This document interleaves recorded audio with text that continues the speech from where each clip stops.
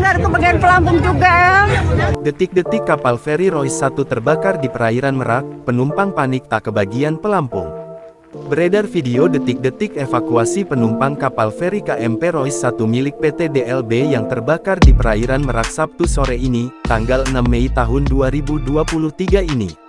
Terlihat KMP Royce 1 terbakar di perairan Merak, Banten dalam video yang beredar di akun Instagram @info.banten.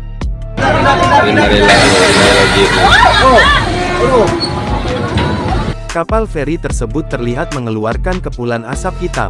Dalam video, terlihat sejumlah penumpang terlihat mengenakan pelampung di dek kapal. Mereka terdiri atas orang-orang tua dan anak-anak. Bahkan, ada yang berteriak tidak kebagian pelampung. Tolong ya Allah, nggak ada kebagian pelampung juga. Habis udah nggak bisa napas tuh, aduh. Udah sesak napas ini. Astagfirullahaladzim. Astagfirullah.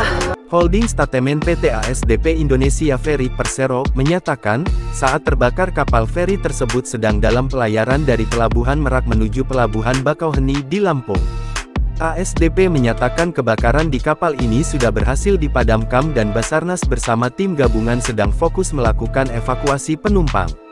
ASDP menyatakan kebakaran atas KMP Royce 1 milik PT DLB terjadi pada pukul 15.45 waktu Indonesia Barat. Jangan lupa subscribe, share, komen, dan like ya!